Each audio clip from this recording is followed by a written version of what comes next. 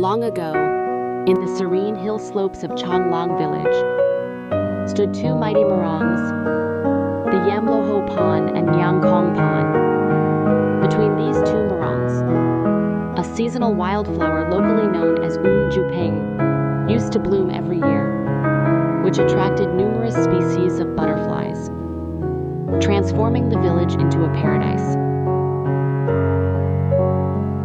So beloved were these flowers that the villagers vowed to protect them. No one was allowed to pluck a single bloom. In spite of this restriction, for 3 consecutive days, when the villagers woke up in the morning, they found that most of the flowers were plucked by someone at night. Determined to catch the culprit, the villagers held a meeting. 2 brave warriors, Ing O Pangsen and Nangba Ko Wang, offered to stand watch through the night. They waited in the darkness, ready to catch whoever dared disturb their beautiful garden. As they were waiting in the night, a group of winged spirits descended from the sky and began plucking the flowers from their garden. These 2 warriors shouted with loud voices and started to chase the sky spirits to catch them. But all the spirits swiftly flew back within no time. However, in their rush to escape, one of the spirits snagged her cloth on a tree branch, leaving it fluttering in the breeze. The warriors, though disappointed in their first attempt, were patient. They stayed hidden, waiting near the cloth, knowing the sky spirit would return for it. And they were right. A sky spirit named Liha came back, her wings gleaming in the soft light, to retrieve what she had left behind. This time the warriors were ready. With quick movements, they captured her. At dawn, the villagers gathered around, amazed to see the beautiful spirit before them.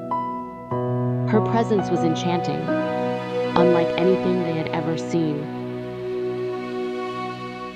After much discussion, they decided to let her stay in the village, but under their watchful eyes. Liha adapted quickly to human life.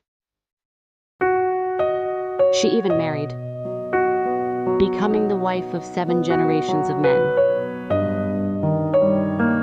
Her spirit friends often descended from the clouds to help her with village tasks like tending the fields, building houses, and barns for grain storage. The villagers marveled at her skills and the harmony that followed her everywhere. For 7 generations, she remained as young and exquisite as she was when she was first captured. The villagers were bewildered since she did not grow old, while everyone in the village grew old and died one after the other. After 7 generations, Liha started to grow old, but she was not dying or was unable to do anything, since she was old and alone. The villagers had a discussion and decided to let her go back to where she belonged.